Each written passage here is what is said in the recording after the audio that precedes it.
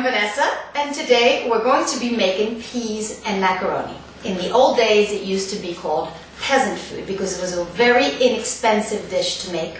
It's not only inexpensive, I'm using store brand on top of it today, it's also very quick to make. From the moment you get in the kitchen till you're eating, it'll be less than an hour and it'll be healthy and delicious. This recipe is for approximately 4 to 6 people.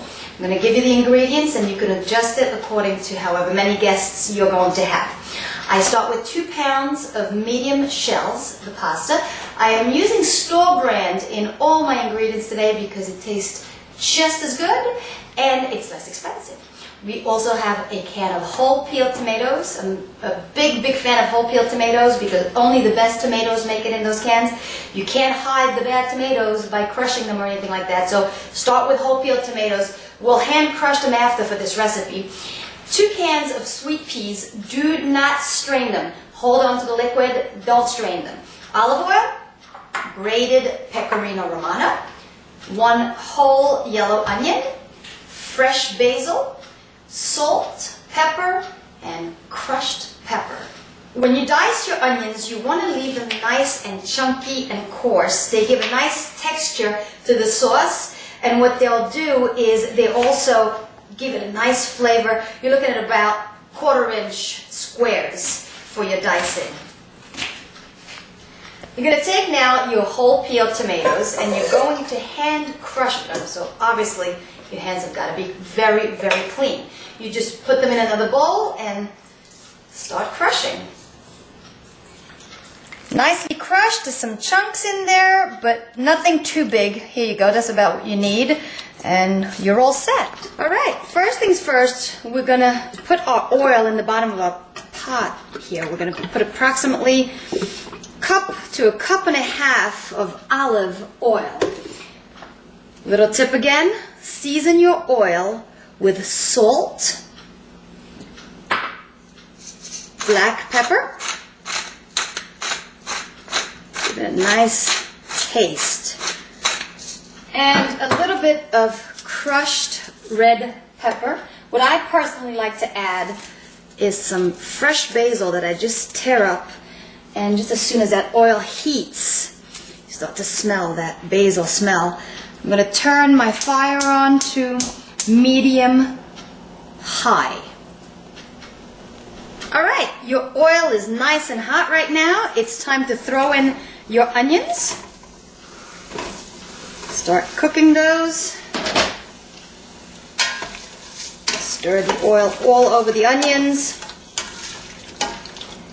And let that saute roughly for 5 to 8 minutes, just until the onions are almost clear. All right, our onions have been sauteing for about 5 to 8 minutes. This is the time we're going to add our hand-crushed tomatoes to this mixture. We could turn our heat down to medium-low at this point. Stir that in. I'm going to add approximately 1/2 cup to 3/4 cup of grated pecorino romano. Stir that in also. This will cook and heat with the tomatoes so that the cheese doesn't melt instantly and get all sticky.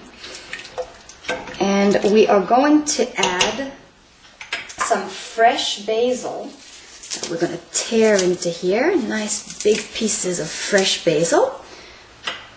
Put a little bit of salt, just probably about 1 teaspoon. Throw that in. A little more crushed red pepper. And some black pepper. Stir that and mix it all in. And you're going to let this simmer for approximately 20 to 30 minutes. Stir it occasionally just so nothing sticks to the bottom, and we'll check back on it then. All right, we're back. So this mixture has been cooking for approximately 25 minutes, almost half an hour here. And as the tomatoes heated up, you'll see that the cheese starts to melt. It's possible you'll get some sticking to your spoon, but that's why it's very important to stir quite often, just to make sure nothing attaches to the bottom of the pot and starts burning. So your next ingredients right now, what we'll be adding is the sweet peas with the liquid. Do not get rid of it. Don't strain them. Just go right in here. One. And your second can. Stir that in. It's a pretty liquid sauce, but it is just so delicious. So hold on one second. Now we're going to add some seasoning to that.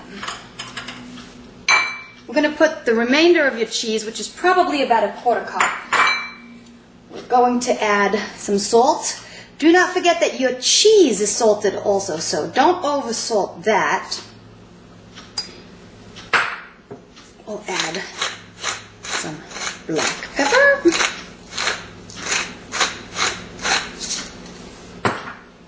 And of course, fresh basil. I don't think you could have too much fresh basil ever. So right now, let's give it a quick stir. Get all these ingredients to blend.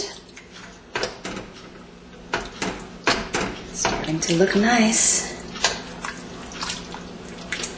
This is a great time. See, some cheese has melted, so it's important that we stir the bottom of the pot. So while this starts to heat, it's a great time to put your water up. And I cannot emphasize enough how important it is to put enough salt in your water. Because if you don't salt your water enough, what winds up happening is your entire dish tastes bland. So make sure you put plenty of salt in your water, and by the time this heats up, your water will be ready to be cooking macaroni, and we will be talking then. All right, so the sauce has been cooking for about 10-15 minutes. Your water is just about boiling and ready for your pasta. You will see that cheese sticks to the spoon. That is normal. It's just because it melts, and it gives a great flavor to the sauce at the same time. I'm just about to throw in my pasta. All right, now that your pasta is boiling and cooking, it's a good time to taste your sauce and see if the seasoning needs any adjustment. Make sure you don't burn yourself. Very good. Perfect. I like it just like that. Feel free, however, if you prefer, to add salt or pepper, a little crushed red pepper, or even a little cheese if you wanted. Now that your pasta is cooked, strained, and returned to the pot, I'm going to add a nice big pat of butter to it. Stir that in. I like to serve this dish family style. All these ingredients get combined and then put into a serving dish that I put right in the middle of the table for everybody to enjoy.